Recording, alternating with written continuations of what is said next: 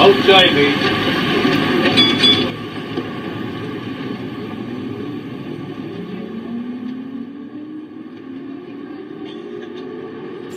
We went to a fete in Harpenden, at a local school, and we was going round the stalls, like, and I saw these two old buses in a sorry state, you know, with the front wings broken, and I bought them for a penny each. I took them home and sort of rebuilt them, and this is how the collection all started. Got about 1,250, and basically the handmade ones it must be about 180 or so.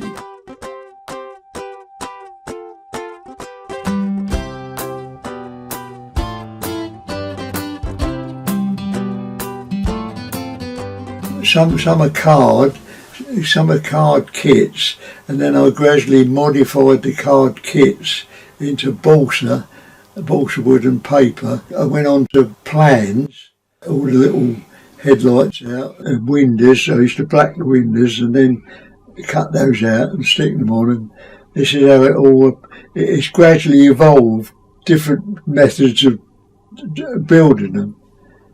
What I do, I glue that onto there and then cut round it and gradually build it up into a shape. Look, there's a shape like that.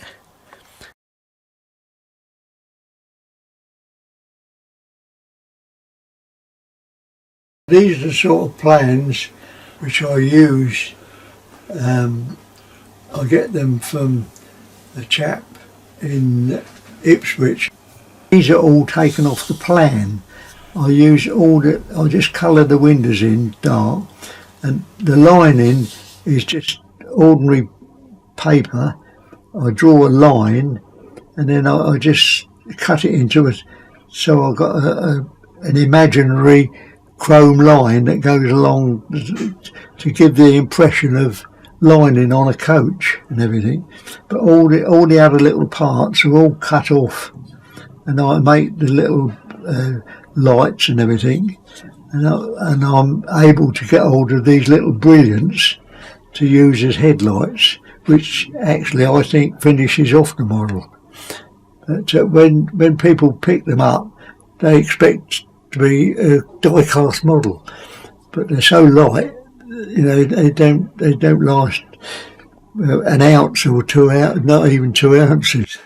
I wanted a garage to put, you know, for the Royal Blue coaches, and I thought I'd build one, but actually I can take the Royal Blue thing off and put a Southdown one on it if I want to. I can change the garage over to different liveries like. This was the first one, and then that was the second one I built. But the wooden one is my daughter bought me for one Christmas, and you get a sort of a plan of a sort, and then you get the box is just one big bag of matchsticks, and you just rely on this bit of a plan to put it together, and it makes up an old-fashioned double-decker bus out of matchsticks. Something else to do, as you do. An old London bus, another Christmas present from my daughter. I thought I might like it to add to the sort of novelty section. It was made in India from, I should imagine, scrap tins. Oh, this is what my grandchildren sort of pick up here and there. It's to do with buses. So they say, oh well, Grandad will like that for his collection. So we have to include everything in. It's a dog's plaything, I think.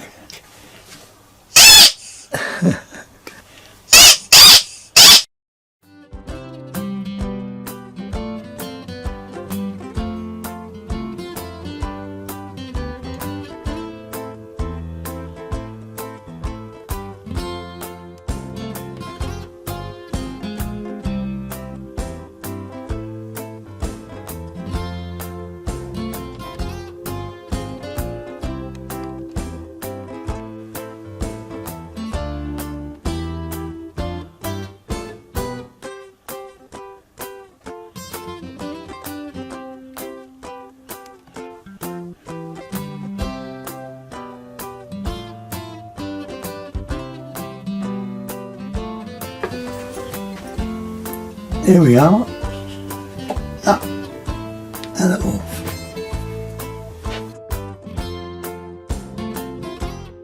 You can see all the different bits at the back. This is a model of Victoria coach station, only I've used it as a model for Wallace Arnold's coach station.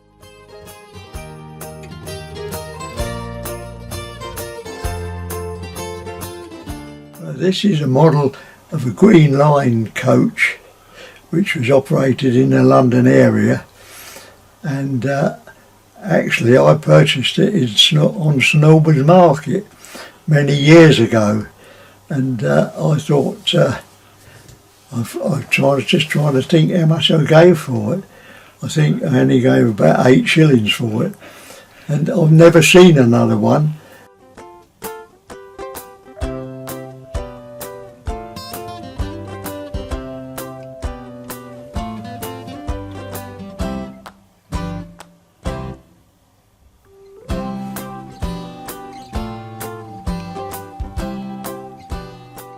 One of the models that I really took my eye, actually, we used to travel with Wallace Arnold, the coach company, one of the best in England actually, and what I thought, I've always thought, right, I'm going to build a large model of this. At various times during the making I took photographs as a record of the construction process. In time, I think it took me about 50 hours to make it, you know, bit by bit. I used to do a bit and leave a bit, you know, and gradually, but it was well worth the effort, I think. The actual wheels are from a double buggy, a child's pushchair, which I modified the wheels so they looked like proper wheels, and also the driver for it as well, with the proper uniform of a cream shirt, brown trousers, and an orange and white and brown tie, which I made for him, which I think is just about the right size. I've recently started to catalogue them all, so I know what is where, and how I can sort of trace them all. And that if I want to get a certain box and things like that, not only that for my family, you know, hopefully one of them will take them over. They'll either take them to an auction or whatever. It might help with the children's education, their children anyway, and so it will do some good perhaps. And I've had the great pleasure of doing them, and it keeps you sane and something to do, keeps your brain working, and it's helped me over the years through different sorts of troubles that you have, you know. It's just a fascinating thing that just keeps you out of mischief.